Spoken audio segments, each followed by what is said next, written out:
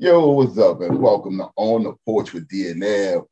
You know, this your boy D, and I'm sitting in the studio once again in the office. Y'all been here before. I got my boy Kerry here once again, co-host Kerry here. And see, yo, we got us a guest here today, like always.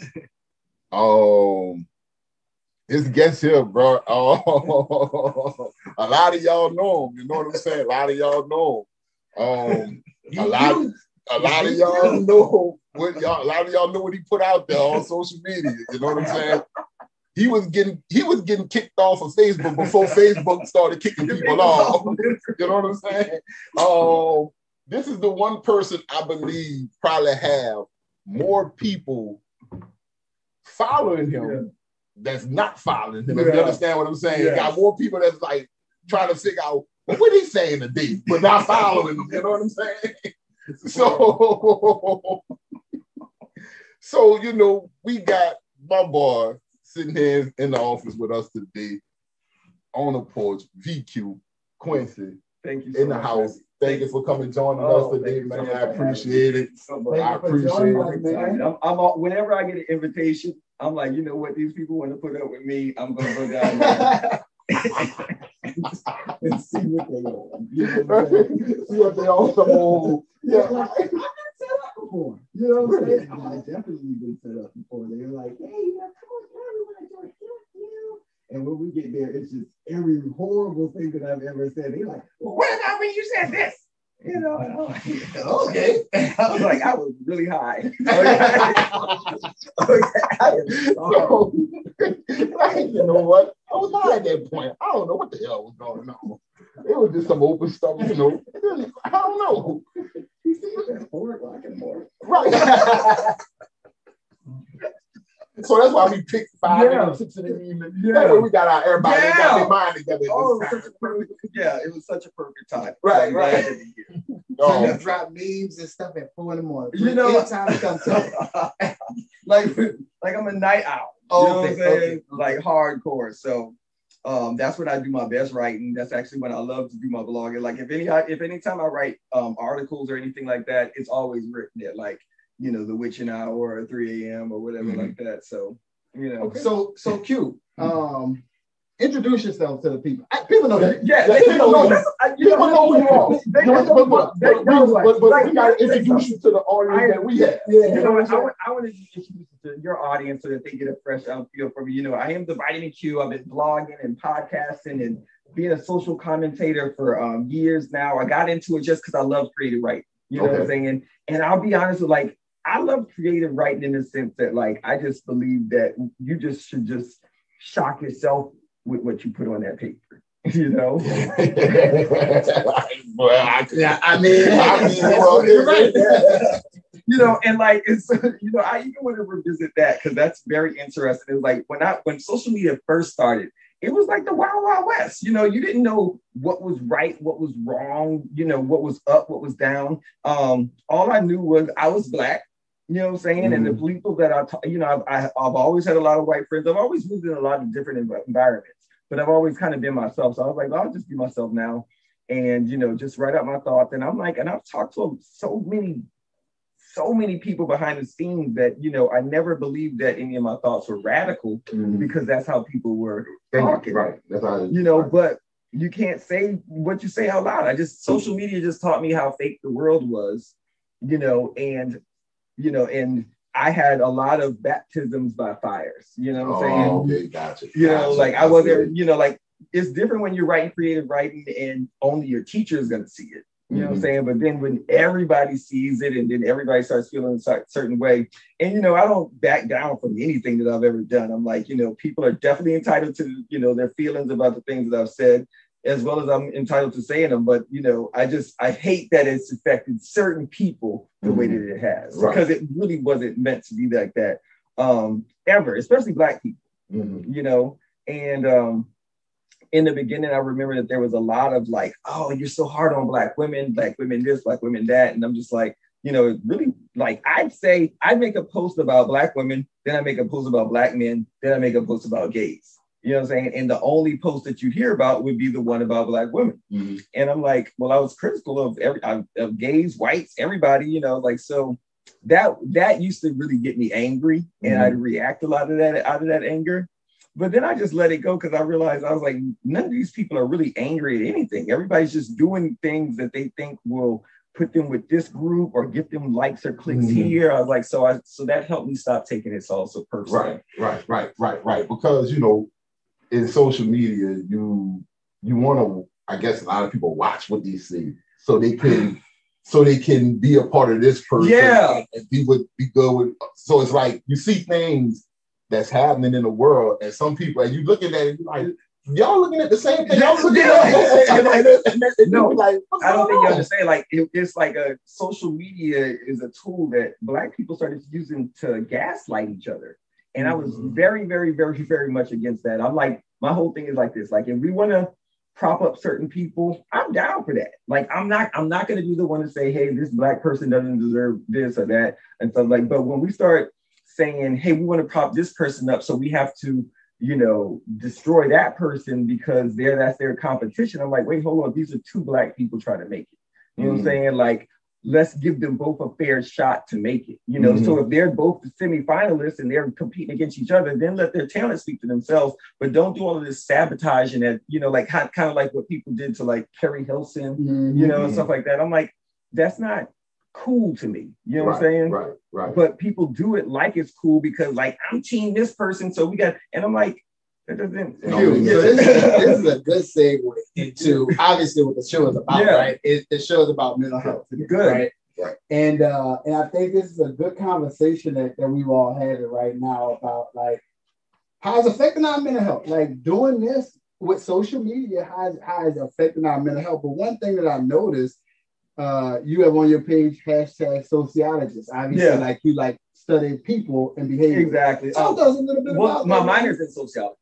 Okay. So when I started blogging, I was blogging as a sociologist. You know what I'm saying? But when you pick apart, when you do sociology papers, but in mind you, all of my sociology teachers hated me because. So you like the person they love to hate? Wait, hold on. I'm glad that happened. Okay. Because I'm gonna be honest with you, when it was happening back when I was in college, and this was like, you know, back in early 2000s, I went to Clark Atlanta University in Atlanta, and then I finished from Georgia State. I got my business at Clark Atlanta, and then I went to Georgia State for sociology, and then I was like, you know, but when you're writing and your teachers are calling you a pretentious asshole, and you're like, you know, what are you talking about? Like, this is how it is out here in this world, but you're not. I'm looking at him. I'm like, he's one of them liberals that you see today. You know what I'm saying? Where he's like overly, and he's like a male feminist and all that kind of stuff, like, which is great. But sometimes those people go so far out of their way to be so this that they become just as that they don't want to be. And a lot of white liberals really kind of use all of this to be more racist against Black men. Mm-hmm. People don't see it. It's a really, really, really good hustle. It's very, very, because I even told Professor George, he was just like, you know, he used to kind of sell these images like, oh, you know, Black people this. I'm like, that's not our life. You know what I'm saying? We're not all like that. We're not charity cases and stuff like that. We have layers and stuff like that. And he didn't want to hear none of that. And that's exactly how the liberals now are, you know, but they do it in this vein like, oh, we're going to protect gays and Black women. But I'm like, even that's very slanted against Black men. You know what I'm saying? Because they don't really care about Black women or gays. They just know that Black men kind of are known for bullying women and gays. So they're like, okay, we're going to take up that because we really want to fight Black women, but they don't really want to help Black women and gays. So that's how I see liberalism, you know, now. And that's why some people think that I'm definitely not on the right at all. I'm just like a true moderate. Like when we go too far, you know, and I'm a Libra, so I like balance. When we go too far left or too far right, it's going to cause a severe reaction the other way that people aren't going to like. Just like Obama was such a severe, you know, case that way that the only thing to balance it out was a Trump. You know, and I'm telling these people, I'm like, look, y'all name Annie and Booby and these white people faces, but this is still their country. So, like, you know what I'm saying? Like, y'all like, our president's Black, our president's Black. I'm like, who's the next president gonna be there? You know what I'm saying? Like, he's not gonna be black. Like we have to deal with, like it's great that we have this right now. You know what I'm saying? But don't set it up so that things are so horrible for us when he's gone, because he ain't really doing a lot to protect us after he leave anyway. Right. So that was a lot of what I was going through. But on the mental health scope, like this really affects mental health. I try to let people know, like now I have so many rules for myself. Like I really do use those timers where, certain apps, only a certain amount of time a day, by a certain time at night, I'm off of it. I'll do blogging in the middle of the night and then set a timer later so that I can review it and make sure that, hey, is this still the way that I think and stuff like that. And then I won't read comments after a certain amount of time. And then I definitely won't even pick up my phone after I started drinking or anything like that. And those type of rules are things, that they didn't tell us when this first happened. So, people hate you for things and you're like, hey, I made some mistakes. Get the fuck over it.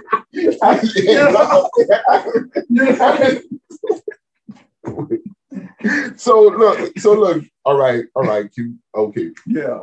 So I guess the show is about mental health, but we can't do nothing we cannot go any further without touching the situation that's going on in the country today with a young lady who was gunned down by the police in Columbus, Ohio, right? Yeah. That was Columbus, Ohio. Yeah. And it was a situation. If we can remember the situation, I think the situation was set up. Police was called, fight ensued at the house at a party. She called the police. Mm-hmm. Fight ensued at the party. When the police arrived, white officer had his weapon drawn. Mm-hmm. Lady came out the house, tumbled on the ground. Guy kicked the young lady in the face, told them everybody get back. People started backing up. Another lady came out. A lady in a pink outfit came out, stood to the sidewalk, kind of backed up. Then another young lady came out with a knife. As she went to swing the knife to stab the young lady, cop opened fire and killed her. So what, and I guess it's for both of you guys, with that scene there, what did y'all take on with everything that's going on in our country with the police shootings, to see another one happen in the fashion that I probably have a different take on this.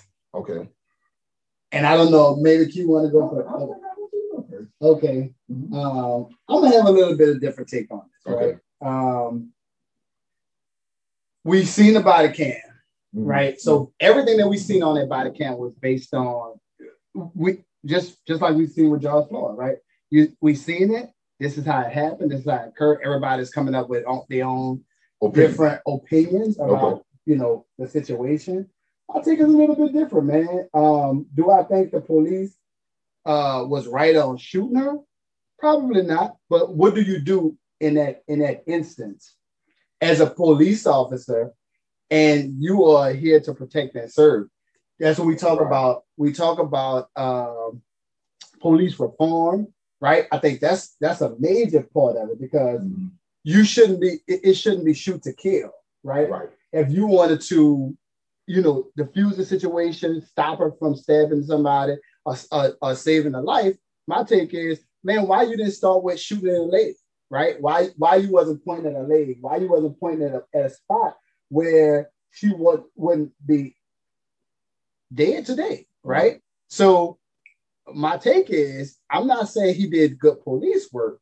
What I'm saying is, I believe it was justifiable in that instance, because as a police officer, what I feel, we have two cousins that's police, right? And in that instance, you have to make a decision as a police officer.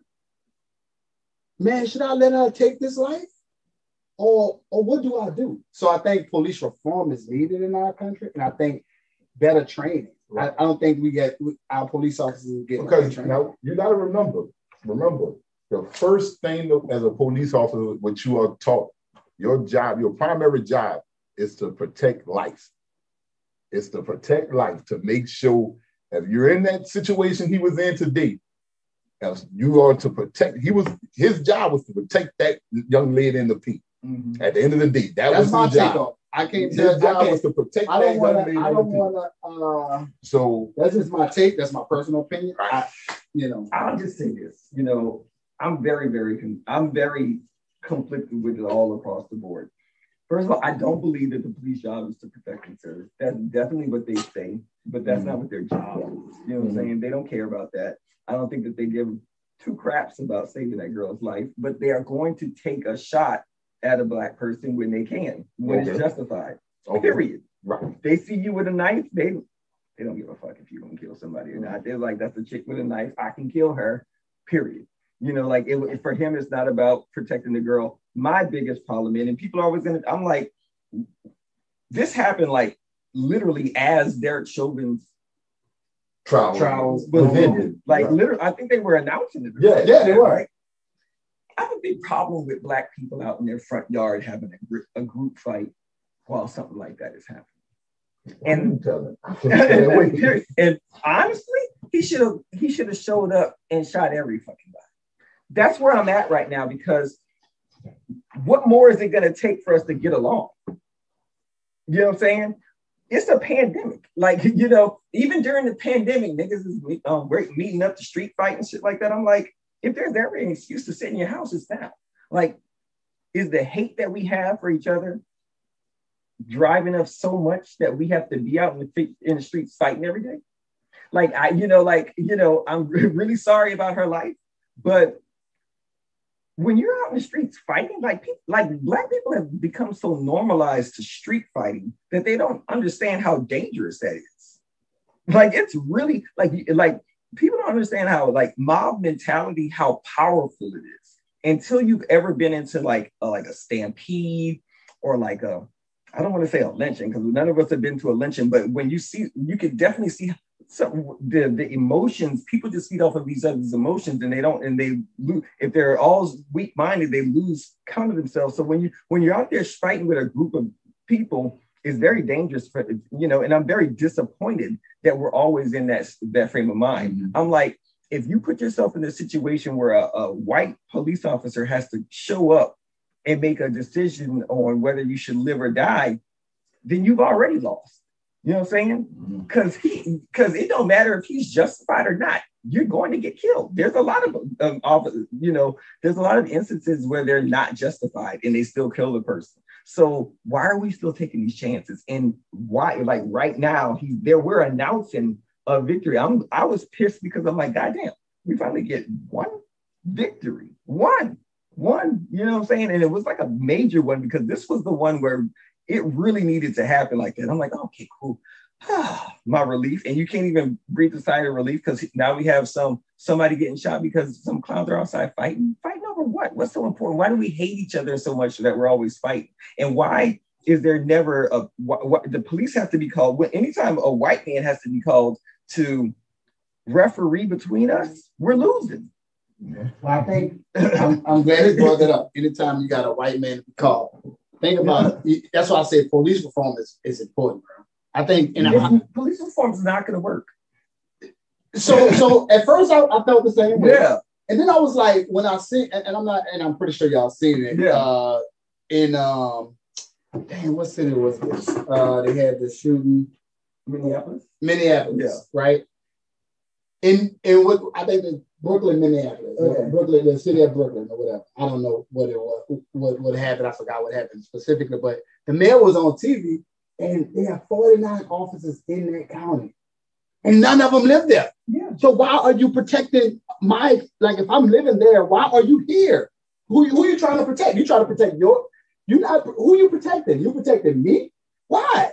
You don't even live here. You this law and order thing, bro. This law and order shit come from, I hate to say it, it's from these slave days, and they want to keep Black people in line. See what it is. And want to keep niggas in line. And that's not right, bro. And I feel like now you going into a community that you're not even supposed to be in. You don't live there. So why are you trying to protect a certain community that you don't live in? But that's the problem. The flip side of that is this.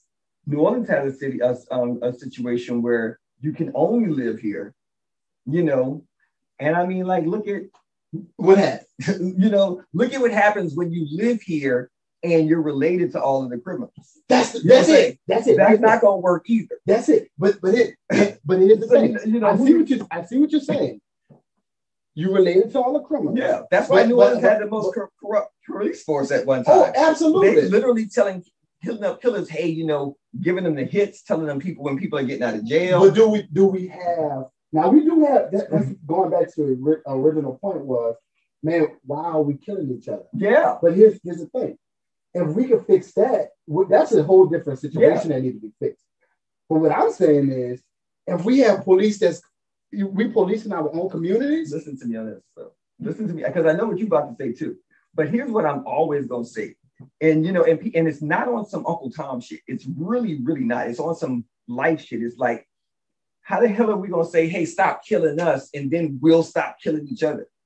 You know what I'm saying? Like, that doesn't make sense to me. Like, and I know people are like, oh, well, they need to do. And I understand the problem that people have with that statement, because I'm like, we all need, but I feel like if anybody knows what I'm going through, it should be the other Black people that I'm living on the street with. Why are y'all knocking on my house to fight? Like, this is very primitive behavior. You know what I'm saying? And at the end of the day, we get mad at gentrification, but look at what gentrification is really saying. Gentrification is saying them same houses you live in, white people will live there too. You know what I'm saying? Like, we're not that poor. You know, like if you have a home and you live around the people that look like you have a car and stuff like that, then you're not poor. You know what I'm saying? So I really like all this anger and angst that we have. A lot of this is being driven by social media and stuff like that. It's called bloodlust. Like, we get off on riling each other up, and we even operate at a chaos frequency. You know, when I realized this, it was so weird. It was Endymion Parade, maybe 2017. I was all the way up there at Carrollton, you know, where it starts. And you know, it's up there, it's very family oriented. So it's like, I wasn't observing, but it was just very quiet and stuff like that. So I'm walking all the way down Canal. And then when I get to Broad, it's like, you know, a hip hop concert is like, and then I started feeling like looking around and not because it looked scary or dangerous, but I'm just like the frequency of the music that was playing and people like screaming and stuff like that. I'm like, I feel like a fight or shooting can happen at any moment. Like, it's not peaceful. Right. You know what I'm saying? And I ain't gonna lie to you. You ever feel that way? Like, in certain neighborhoods, you go in, and like in certain neighborhoods I go in, I take my gun from underneath the seat, put it on my lap, and I'm like, okay, I'm waiting for something to happen. And then I go in certain neighborhoods, leave it underneath the seat, because and you're like, leave it in the car and walk away from the car. I don't even want to, because you know the energy of that gun is violent. Right. So like, I'm like, if you're in an environment that's not operating at that frequency, like, I don't even want to bring that into their environment. Right. But when you go into one that's operating at chaos and crime. So is it a mental health thing in our community? Is it a learned behavior? It's the frequency. I'm trying to tell you, it's the music. You know, it's the entertainment. Like, and when I say the music, you know, I'm not even talking about the lyrics. I'm talking about the frequency that the beat is at. Like, if you ever studied and this is good mental health, because this actually really helped me during the pandemic. But if you go on YouTube and you look up frequency vibrations and things like that, you know, frequencies are so distinctive that they were like, hey, this one will make you fall in love. This one will attract money. This one will make you feel calm. This one will make you go to sleep. And you can go and look all of them up. And this one will make you feel, this binary beat, this one will make you feel, you know, energetic. This is what, this one will put you in peace. So it's like all of the different, and, you know, and it's 738, it's 11, 1111. And, you know, they all have a number on the frequency, like when you're using radio dials and stuff like that. So when Black people go get signed to Black corporations, you know, music corporations, they make them record their music at a certain frequency. You know what I'm saying? That's why, like, you'll have a lot of Black people that write music for white people that don't have no cursing or anything like that. And it just sound like, you'd be like, who the fuck wrote this? Why can't we have some shit like that? Then you find out R. Kelly wrote it. But when he comes write black music, he's like, bitch, I want to eat your pussy. And I want, you know, like, but when he go, you know, write something for Celine Dion, it's like, I believe I can fly. You know what I'm saying? You know what? But you know what, though? Honestly, I'm not gonna lie to you. Think about that. It's true to that statement, because when I was in high school, it was certain songs you turned on when you knew, okay, it was time to go out there and fight. You know what I'm saying? You know, like, it was certain songs you knew. Like they call it, it's called war drums and stuff like that. And you know who really put me on this? When I heard it the first time was Erykah Badu on her first concert, and she was saying like about that, and that made me go study. And I was like, oh, this is going to, it changed everything. It's like, you know, when somebody gets in a car, if somebody's feeling bad, put this on. You don't put on, you know, we have the same music for every mood that we in.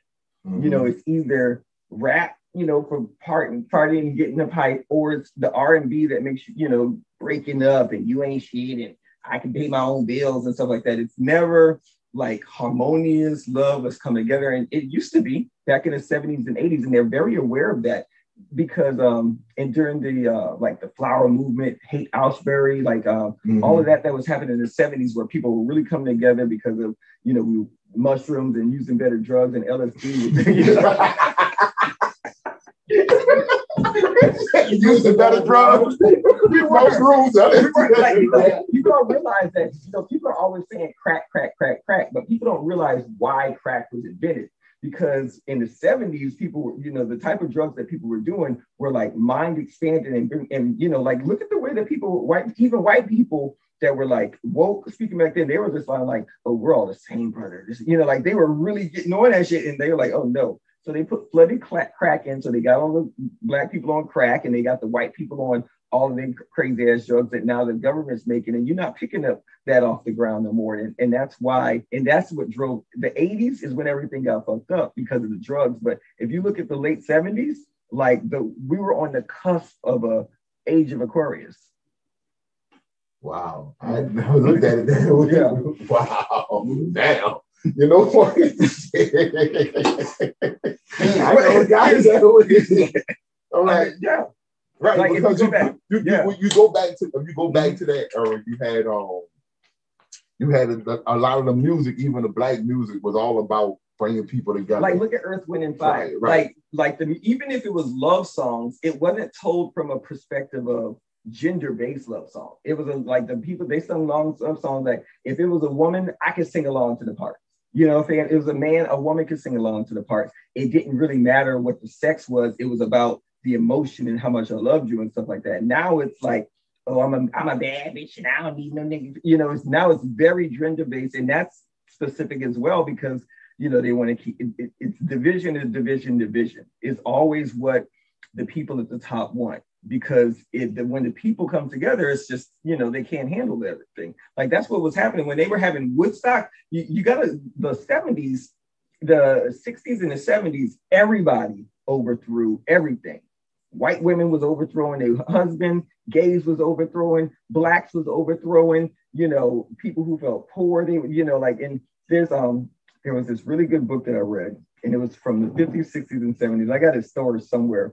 I got to find this book because it was like every activist from those 3 decades and everything that they wrote. So like every letter, and it was divided into the different, you know, movements. So like the women's movement, the gay movement, the black movement. And it was just like, you can see it pulls you into there because it's like you living it day by day with them, reading their shit, because they're getting real personal, because they're writing like they don't expect, it's not social media writing, you know, like they're writing from the heart. So when I saw that, I was like, oh, and then you see the exact moment where the government was like, oh, fuck no, you know, and started attacking people and dividing people. And you see it happening now. And that's why I'm like, why are we fighting in the streets if they're killing us? You know what I'm saying? That's what's happening, you know, our mental health. Yeah, you think that our mental health is we're attacked repeatedly. And that's why I tell people, I was like, look, you know, watch those videos if you want to. But you know, even like what you said yesterday, earlier today about,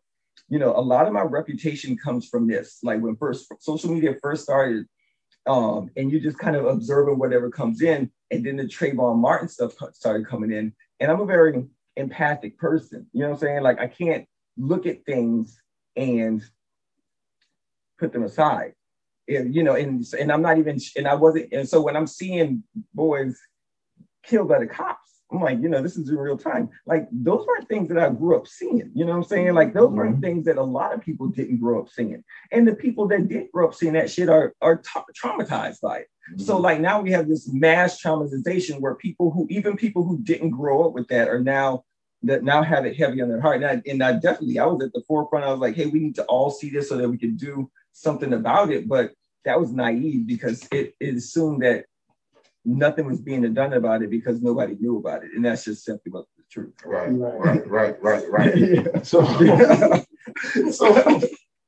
So looking at how everything had then came about with that situation.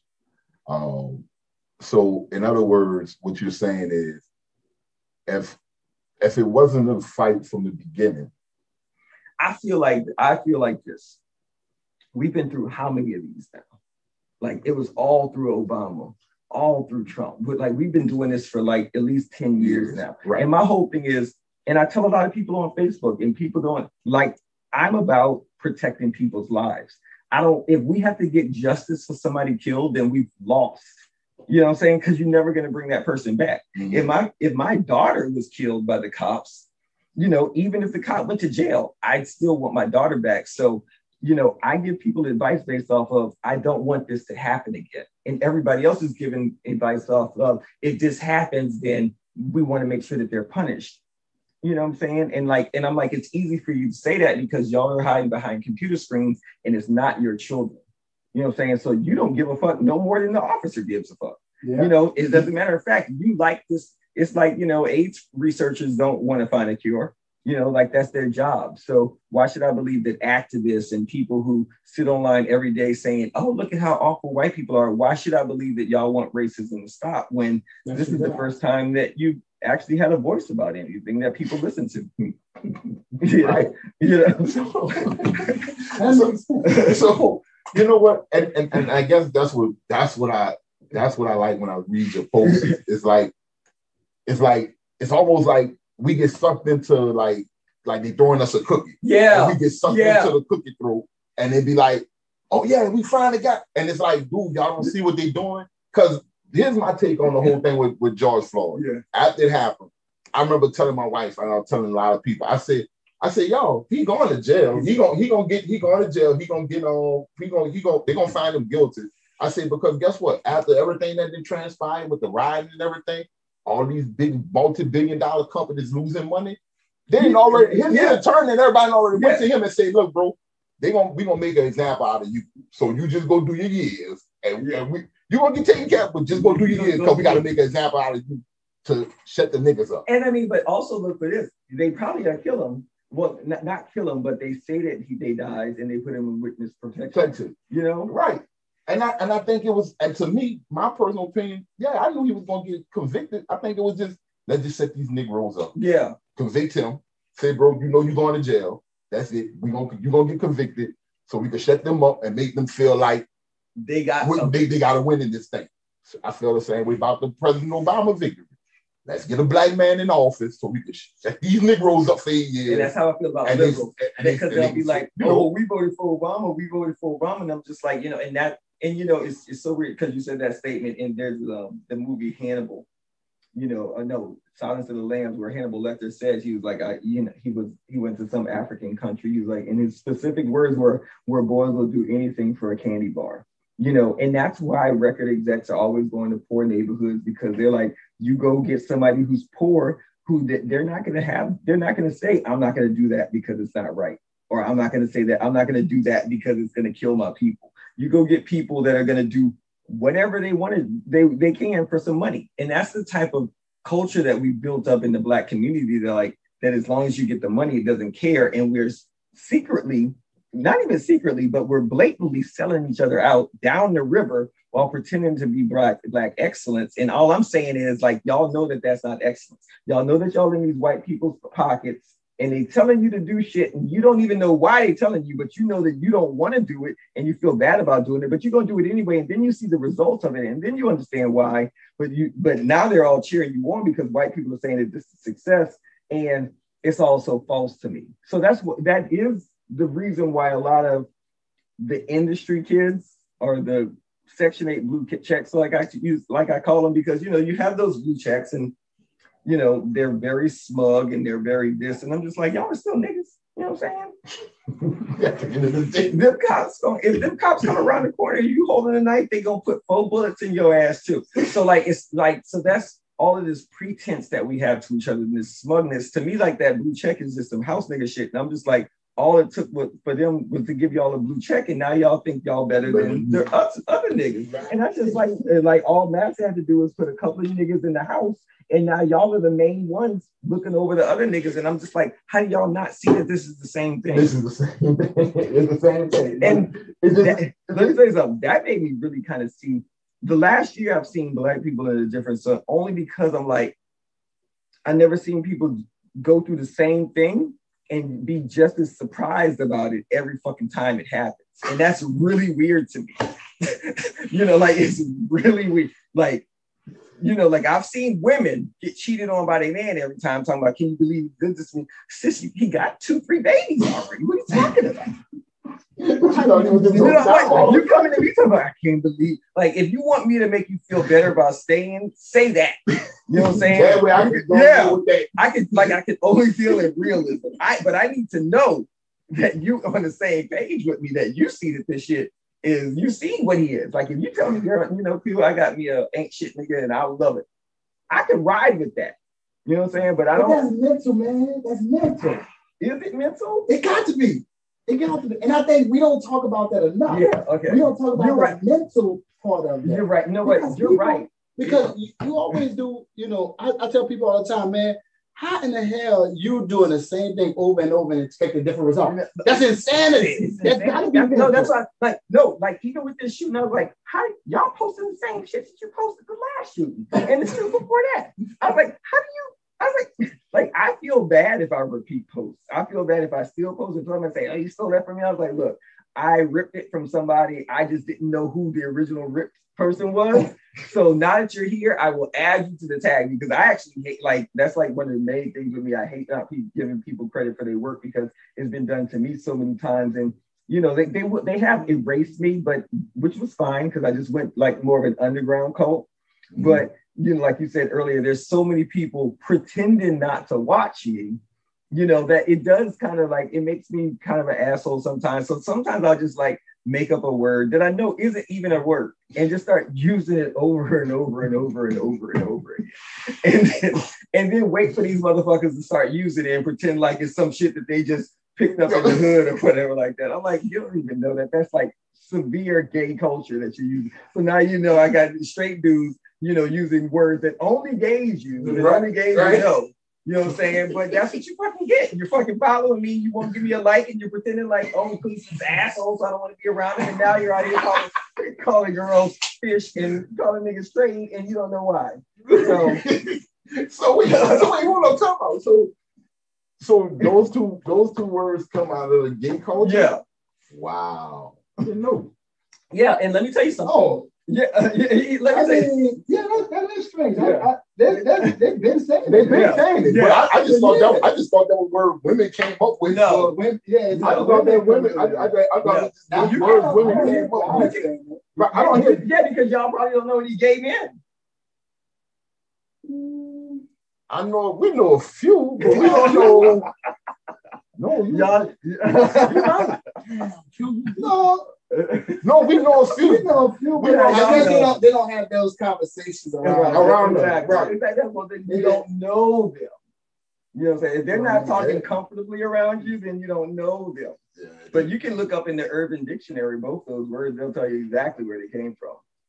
I thought they came from women. I thought they came from women. That came from, and that was another thing too. Like women are always like, oh, gays, be trying to be. I'm like, no. What it be is women be hanging out with their gay cousin, bestie, whatever like that, and gays are just very, infectious. Women use it all the time. So the term that you saying, that is a women use it all the time. It's a gay term though. Like the meaning of it, the meaning of trade is literally like an undercover, gay dude who's just really masculine and tough and stuff like that.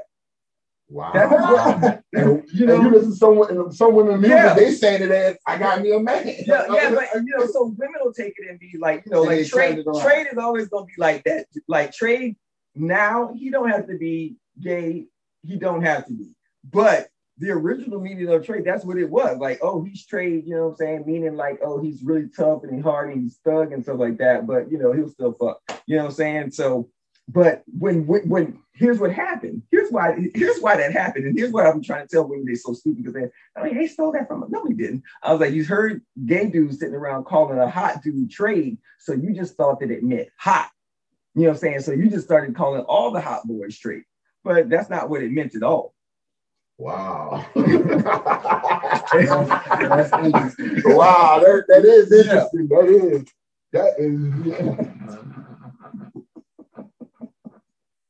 So, wow. So, man, and you know what? The crazy part about all this that we talk about, the more we talk about it, it almost makes you feel like, damn, is our culture severely messed up in the head like that? It is. And let me tell you why. It's like, you know what I even say? This is horrible. Yeah, this is why I be getting into trouble with people because like the analogies that I use are just so like matter of fact. But it's kind of like if you ever go on like a project playground, like the real messy petty ones. You know, somebody will do something and then everybody goes, ooh, and nobody even know why they, and you're like, well, what the fuck? You know, like I didn't even do nothing. It's just always like, it's like that whole group thing.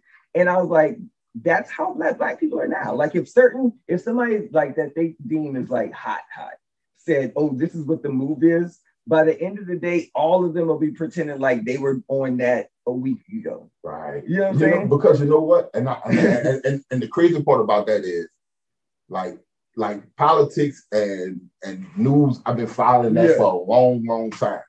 And a lot of people just started jumping into it with the whole Trump thing. Exactly. And when you go to, and they'd be like, oh no, we gotta, like when voting time come up, oh, I'm going to vote for this. I'm like, did you know that they did this?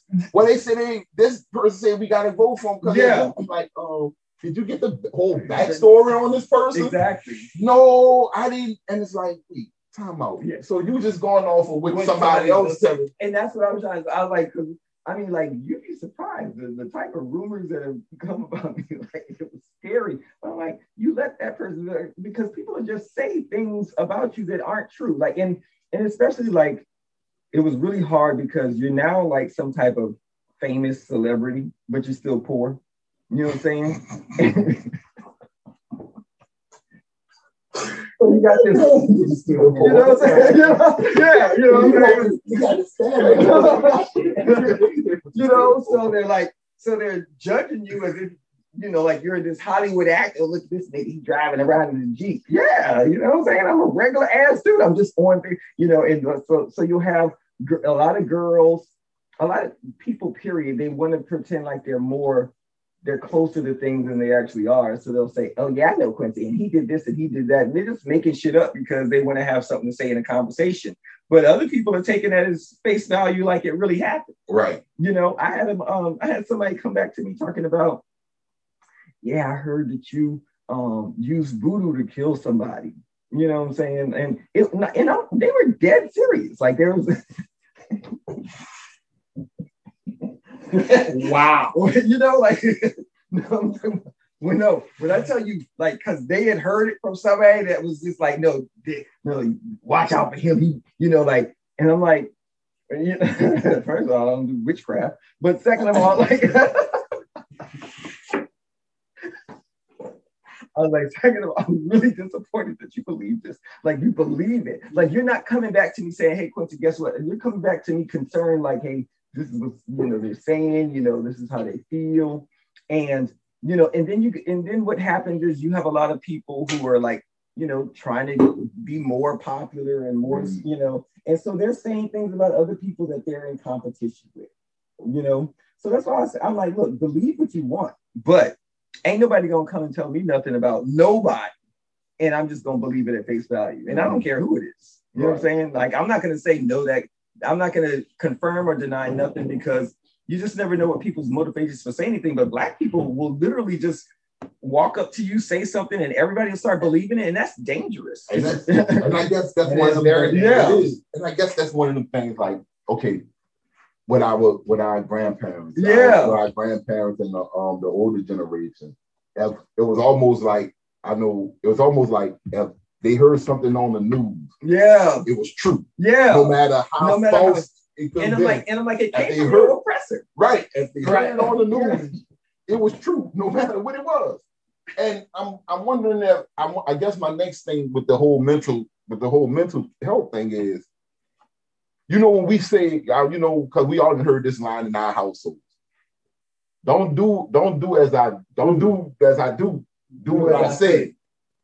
And we don't really do. We do as you do. We do as they do. We don't really do what they say. So it's almost like it's a learned behavior. We talk about learned behaviors. We're bad examples for each other. First of all, that is a true. We're horrible mentors. First of all, period. If I'm around a group of dudes and they're giving advice on what one dude should do with a girl, I'm like, oh my God. So I'm about to cut you off, bro. Please. Where do period come from? Because I hear a lot of people saying period. Period is not that came from city girls. Oh, that's what it was. That came from city girls. I'm not gonna sit here and claim everything. I like to give everybody I know where I'm like, no, that came from city girls. I'm like, that came from you. I'm gonna give everybody their props. Right. But I know where that came from. Right. I know. Right. I was sitting in my house and I made it up. And I tell other friends, I was like, I'm about to make up this word and watch this bitch gonna be using it while she pretending like she don't follow it. and they do. So how do we close the gap, man? Especially in the African American community, right? With mental health, like what do we start doing? Like what do we? Therapy is important. Therapy is important in So why don't we? Why in the Black community we don't see therapy as? Why are we disadvantaged in the fact of not having the resources to seek therapy? No. Do we not have? We have the resources. Therapy is a lot easier to get than people understand. So what do we not know? Are we not given the tools? How do we close that gap? Here's the problem. It's the trauma. It's the trauma. I remember, and I had a really bad case. It might have been February. I cabin fever and I snapped. I was like, I woke up one day. I was like, why don't I have any friends? Why haven't I been doing anything? And I completely forgot there was a pandemic. I was just like, nobody likes me anymore. It felt like everything was closing in. And, I was out of cannabis oil and I wasn't taking that. That was doing. Casually said, that was doing. You know what I'm saying? I will do it. You know what I'm saying? It's so casual. I didn't have my medication. I wasn't doing any of when you go to therapy, they will give you the tools, the frequency meditation. The frequency meditation was really, really, really, really helping. And I just stopped. You know what I'm saying? It's a regimen that you have to keep going with. And it's a lifestyle. And I'll tell you this, that a lot of our entertainment is so counterproductive to that lifestyle that it'll actually draw you away from it. Because you need lots of one thing that was really helping me is I sit in the garden a lot and I just meditate, you know what I'm saying? And, or I'll read. You got to be sitting in quiet. And I feel like we can't do nothing without that rap beat going on in the background and stuff like that. We're not out in nature enough whatsoever. And we're not happy with ourselves, but we can't admit that we're not happy because we're ashamed of that. And it's nothing to be ashamed of. So tell all our listeners, man, what's all forms of therapy? I know there's many forms. You can go sit and seek a counselor. You can go and tell us all the many forms of therapy. I always suggest, get a counselor. You can get one face-to-face now, virtually. Here in the area, Our Lady of Holy Cross is doing free therapy. You know what I'm saying? And that's virtual. So if you call and make an appointment, you don't have to have any money or something like that. They're helping out people like that. A lot of people, if you're struggling with anxiety and depression, the first thing that they want to get you on is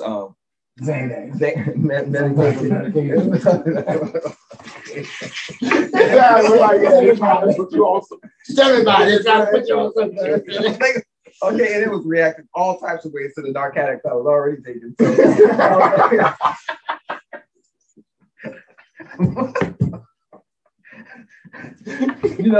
Exercise. We're not doing enough exercise. If my mom was losing her mind during the pandemic, and she was we was gonna have to start fist fighting. I was like, Mama, let's just go for walks. I was like, we want to walk around, and then she started doing it on her own, and you really see the results. Gardening is amazing. Anything where you can get out in nature, anything where you're using your body, anything where you quiet things down. And I swear by that frequency meditation, if you go to YouTube and just put in frequency vibrations and then put in whatever you want to do. I want to go to sleep. I want to, do this. I want to do that. I want to fall in love even. And you'll have some really good vibrations and go to sleep with that, and you'll just wake up feeling great. Right. Man, I'm glad he brought that up, man. I think, and I think I've had this conversation with many of my friends, family. I think therapy, we do not seek it enough. I loved Bobby Brown was on the Red Table Talk, and he's a mess, but his wife said he is. Red Table. He cut up. Did you see? Well, I didn't see that. I heard zero accountability. I'm just like, dude, you blame somebody for everybody, his ex-wife and his daughter. Yeah, zero accountability. But one thing that I like that the ex-wife said is, the new wife said is, she's like, Bobby's got a therapist, I got a therapist, and as a whole family, we've got a second therapist. And I was like, Black families really need that. It's so honestly, it's mandatory right now. And anybody that won't get it, they might need to be out of the family. It's that. You put them out the family. I'm gonna tell you this. You say anybody that don't get it, they out of the family. I'm gonna tell you this. The biggest, we always talk about the man is the head of the house, right? Yeah. And we know the man is the head. But our Black men, bro, our Black men therapy is.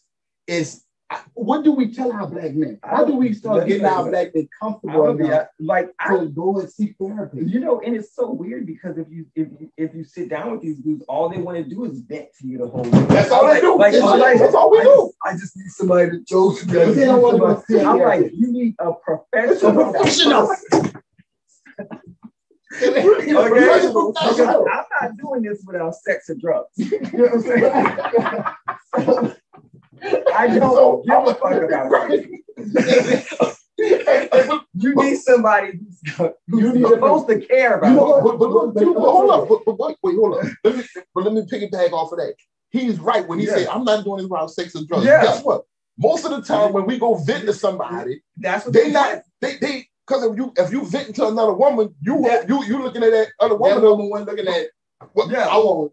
Yes, I want money.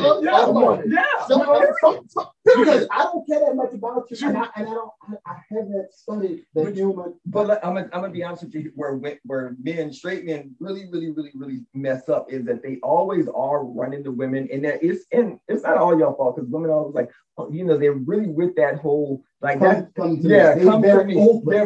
They're very much into that, and you gotta that's not who they are naturally. You gotta always assume that people want something for that. Nobody's that nice. Oh, come by my house and I'll make you a plate and stuff like that. I'm like, nobody's that. Yeah. Nobody's that I'm like, therapy in exchange for sex is not therapy. That's even more toxic. Yeah. Because if the sex isn't good, this is gonna shit on you. Or when it stops, they're gonna use all the information about you. Go to somebody that's gonna be verifiable, that's not emotionally attached to you, so that you're getting the help that you need. Because fucking the therapy is not gonna work no more. It's not gonna work. Fucking for a plate. I'm like, you know what I'm saying? Black men have to stop using sex as a currency to get all of those things that they need. And just go get it from somebody who's destined to get it. And then when you're healed, you can go get a woman that doesn't need to be your therapist and have a healthy relationship. But do anybody think they call you and say, "Can you fix my engine?" Look, and I'm just saying, you like, man, I'm not a mechanic, so I can't fix your engine. Yeah, I can't. You need to go see a professional. But I can't mentally. But you'd be surprised how many people will be like, instead of going to a mechanic, they come, "Hey, I just heard this on my car. What do you think it is?" Right. I think you need to get the fuck to the mechanic.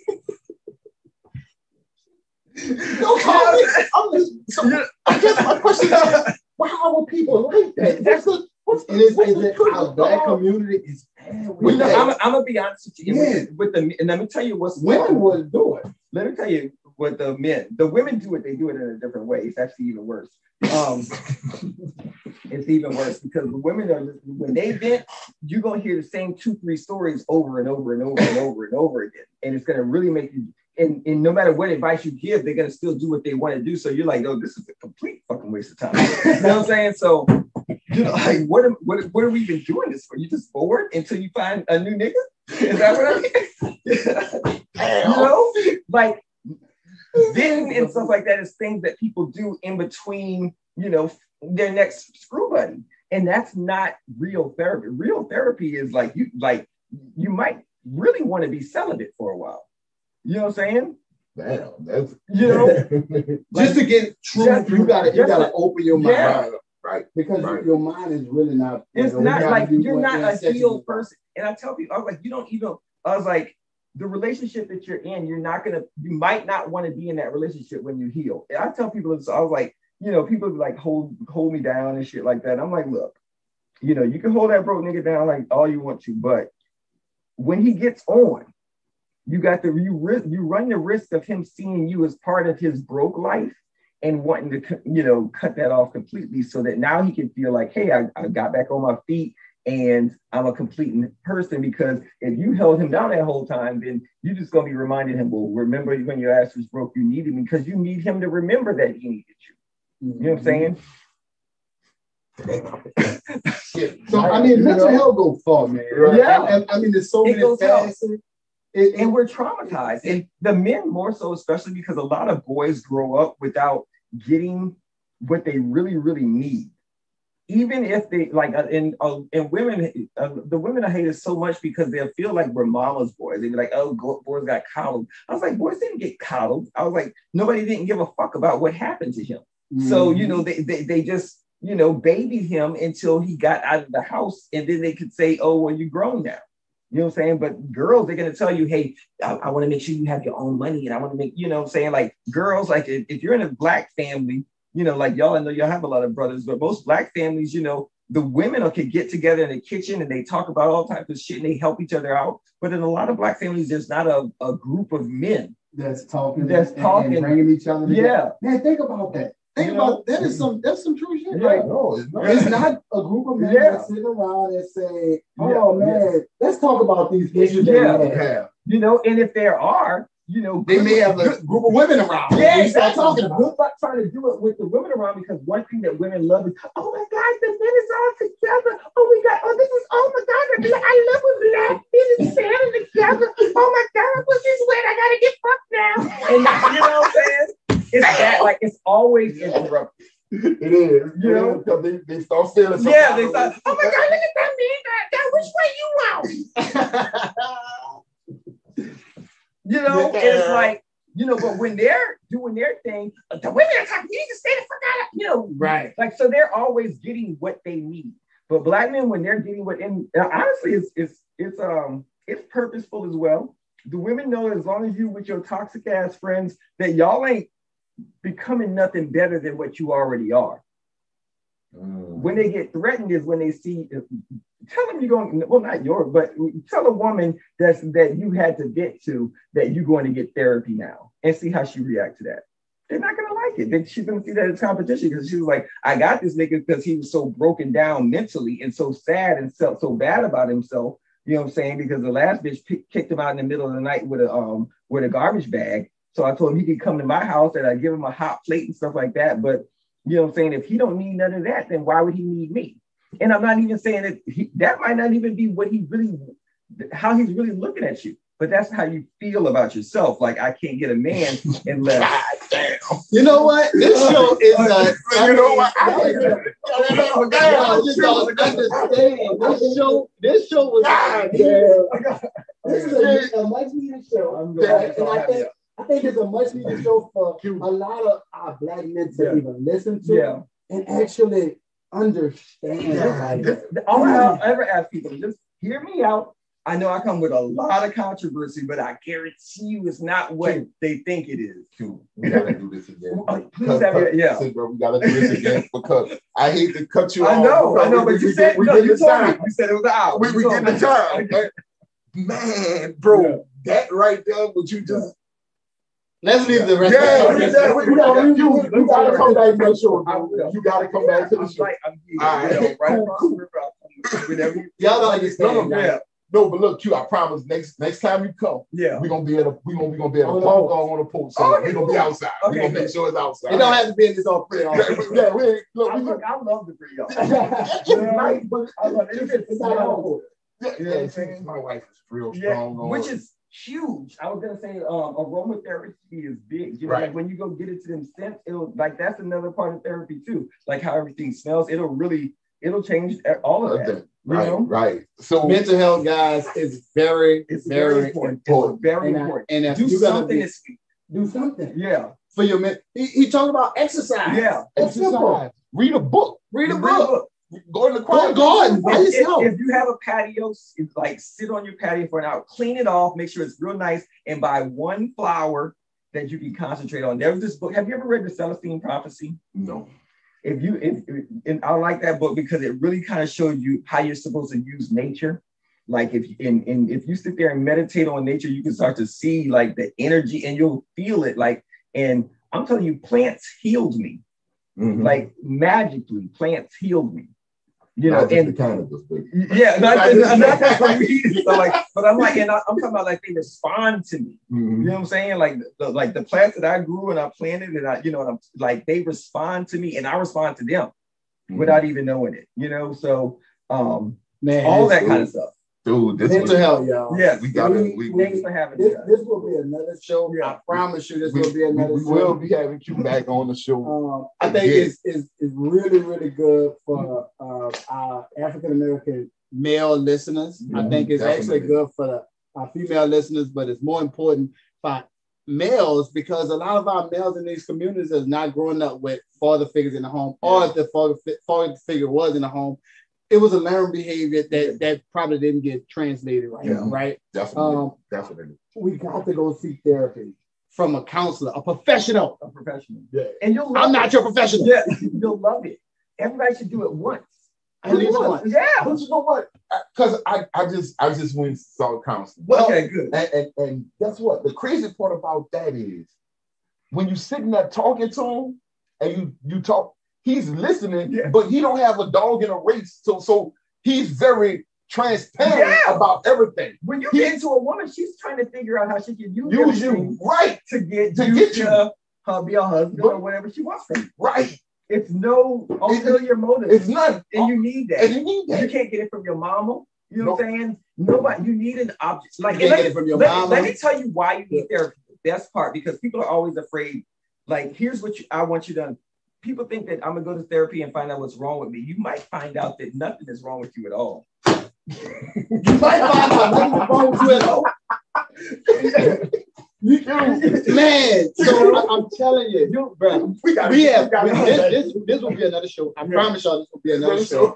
I know I'm not the host, but I'm taking over like the host. This is his show, but I'm gonna press him until we put this. You will be back for another show. We will be having this discussion again because mental health is so important. It's so important. In our Black community, bro, we got people that's dying because when you think even with the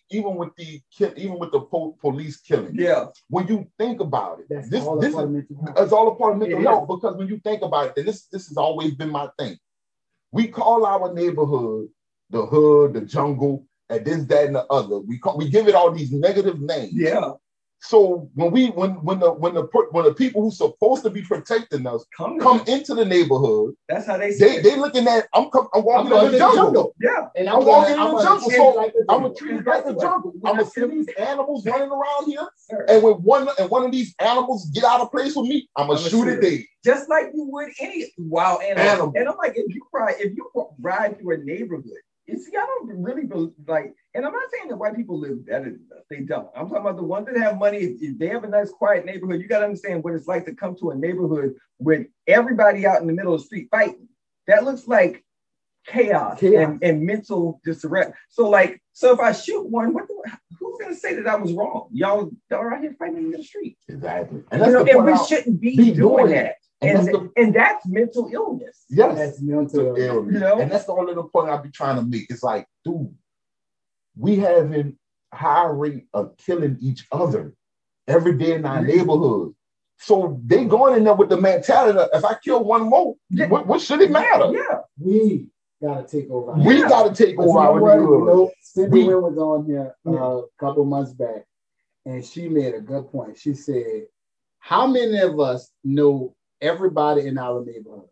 We don't." Let me tell you something. Our neighborhood, we know the whole block. You know what I'm saying? In my neighborhood, we know the whole. Exactly. But typically, in a neighborhood, if you're in a neighborhood that 90% of it is Section 8, you're not gonna know. You're not gonna know. My block, we got one renter on my block, and everybody knows it because the owner lives around the corner. Yeah, and he's gonna. But the thing is, in those neighborhoods, they'll know each other, but they'll have something against each other. Yeah, they'll know. Yeah, I know such and such down the street. But see that. Did this to me and did it. Oh, yeah, I know that nigga, but me and him have all of those type of histories either. You know, right. We get a little bit too incestuous, you know. But Q, you made a good point. Yeah. In your neighborhood, how many fights you have in your neighborhood? Not, sir. Exactly. In my neighborhood, we're not having fights. We're not brawling. We're not doing that either in my neighborhood. We not brawling. The most noise we make in my neighborhood is for 4th of July and New Year's when we pop the fireworks. So we gotta figure out how do we go into these, and this is gonna be another show, y'all. Yeah. But how do we go into these communities that they Section 8 communities, that communities of underserved communities, and actually bring them together? How do that's what needs to occur? Sound like to me. We gotta bring y'all together. Yeah. So it's on another plateau. It's not on the same. So look, Q, bullshit. Really, we gon' I got to do that. I know y'all. We gon' that's what we gonna lead off in the next one. Yeah. The next one we get you in. How can we do that? Exactly. So this is the part of the show right here before we get out of here. Is our top 4. Okay. Now I know we've been talking about how we do things negative, but this is the part where we're gonna have a little fun. So top 4. We're gonna go with the top 4. You know what? Top 4 restaurants in New Orleans. I'm always what I'm gonna say is if you're always looking for New Orleans restaurants, please follow Where Black New Orleans Eats on Instagram, and there's a group on Facebook. I'm friends with the young lady. She's an amazing person. So I'm just gonna give you like the last couple places that I ate that were like number 4. You got to put them in that order. Okay, Sweet Lorraine. For her beignets. Okay. Cool. I love Dean's for seafood. Okay. I love. That's a chain restaurant kind. No, it's local. It's local. They only got 2. They only have 2 locations. I love Munch. Oh, yeah. Munch Factory. I love Munch Factory. Oh, I went to school with him. Yeah. Jordan. He went to Northwestern. Yeah. Matter of fact, Jordan is a good guy. Wow. And he had 2 locations. Well, I don't know if it's the one uptown. I think that the Lower Garden District one isn't there anymore. Somebody just told me that, so I don't know how true it is, but I know that they have that park location. And my first by you, it's in. I know what you're talking about. It's inside City Park. Yeah, no, in the golf course. In the golf course, where your girl used to be. What's her name? Oh no, Marlo's Park. Exactly. You just put that right. Yeah. And my first one is gonna. And you got one in the airport. He does, but it's not his. I think it's like it's always gonna be Neo's. You know what I'm saying? Really? Let me tell you, I love Neo's. I love the charbroiled oysters. I like Neo's too. Yeah, I love all of the I like going places where the people treat me really, really nice. You know what I'm saying? Mm-hmm. And anytime I go there, the server is really nice. And I remember the last time I was there, the owner was because I was bringing some friends of mine. I was like, and I'm telling them, and they're like, yeah, y'all, like, I always bring my people here for charbroiled oysters. And he's like, and so he was there, and then he comes out with a whole plate because it was a long line. And he comes out with a whole tray of oysters. He's like, I want y'all to have this while y'all wait.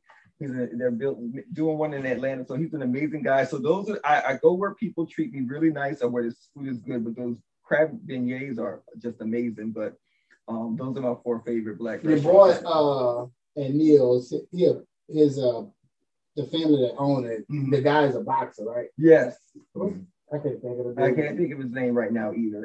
And I remember him like I'm bad when you call me on that because we talked to that dude for like a while, but I'm very, very supportive of those. So those are my top 4 this week. Okay. Yeah. So let's recap. He said this week, y'all. So that means maybe next week he might be telling y'all something different, right?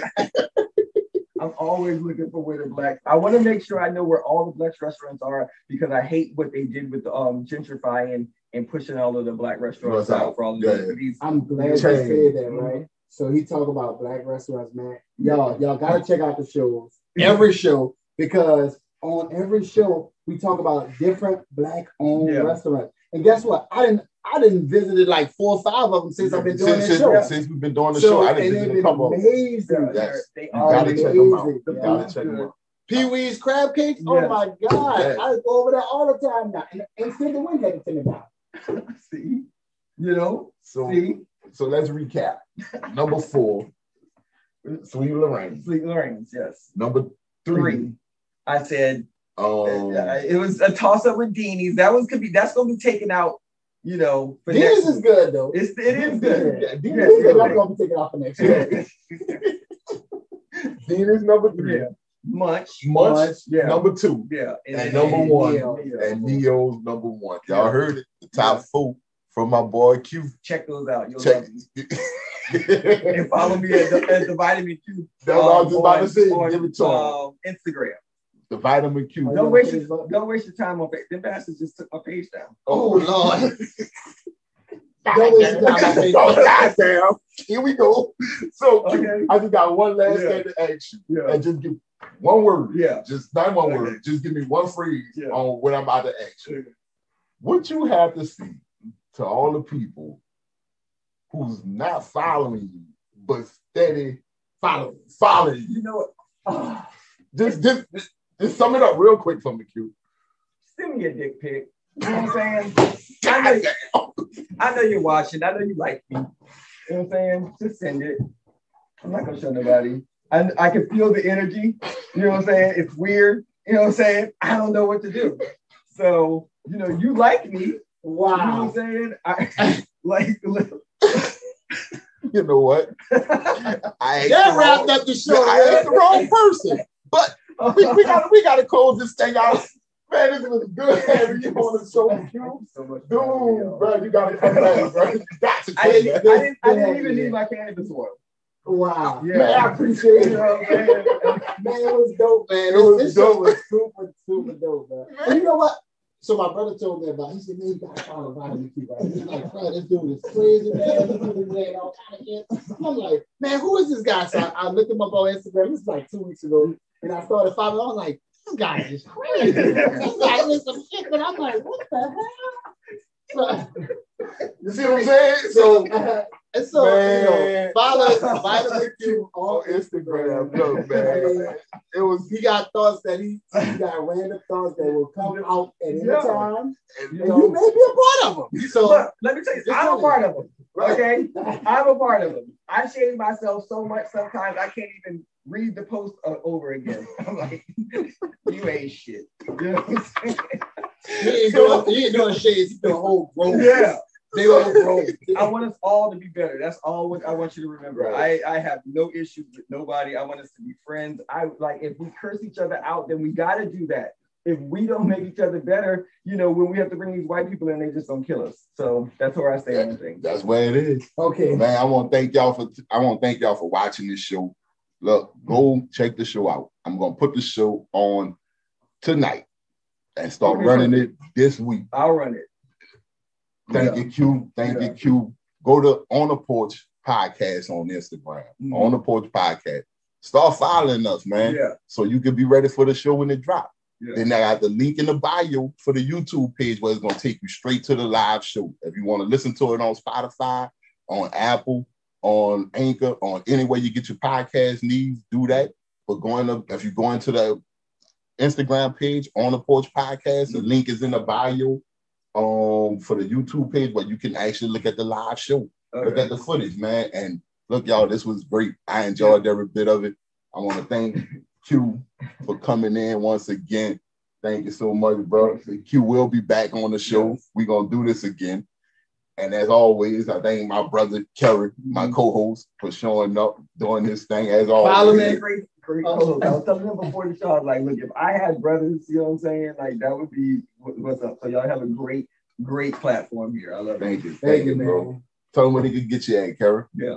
K.C. I just changed my name. I just changed to K.Senior 504. I have a young junior, so I just changed to K.C. 504. Okay. So on Instagram, I'm on Facebook at Kerry Chambers. I mean, my page is kind of boring, but I want y'all to come and follow. Oh, yeah. We'll come follow you and we'll get it, we'll get it pop. Okay, let's pop. Y'all, I don't know who y'all have for y'all wireless needs right now, but y'all got to come and see us at Cricket. You know what I'm saying? Yeah. We have crickets all over. I should be all over for a check for that. I know I have a check for that. But look, we're gonna do something. We're gonna do something on the Push Podcast. But look, why he's saying that? Go ahead and go to my wife. Y'all can't see the shirt, but I got it on. EbonyConsults.com. Go Ebony Consults LLC. She can start your business from the ground up. Yeah, and if y'all want to come in this office, y'all gotta see Ebony. Yeah. This is our office. This is where the magic happens. Go down there. So y'all want to see this beautiful office? Cute. Yeah. How beautiful is it? It's amazing. It's one of the best that I've been in. And I thought a white woman was here. Oh, wow. So see, look, she gonna give you the treatment like a white woman when you come in trying to start your business. You know what I'm saying? I'm like, y'all show y'all can use this. Y'all show y'all belong here. Look, we gonna Ebony Consult. My sister-in-law, she Ebony Consult LLC. Look, we gonna probably. According to Q, we had to end it like Only Living Color when you brought them through the shoulder. Be like, all right, y'all, it's time for us to go. They start picking up these equipment. We got to go. No, but once again, man, thank you for coming. Thank Kerry for being here, man. On the Porch Podcast. Go follow it on Instagram. Like the YouTube page, On the Porch with DNL. Go to the YouTube page, subscribe, get the notifications, man, so you can be ready for when the shows hit. We got my boy Q in the building today, and it was dope. Vitamin Q, y'all gotta follow. Vitamin Q. Oh, they know on Instagram. They gotta go. But I want to thank y'all for coming. Thank y'all for coming. And once again, man, we appreciate Q and Kerry being here. This is so dope, man. I ain't gonna lie. They literally looking at the screen like, On the Porch with DNL, man. Yo, we out this thing. I'll let y'all later.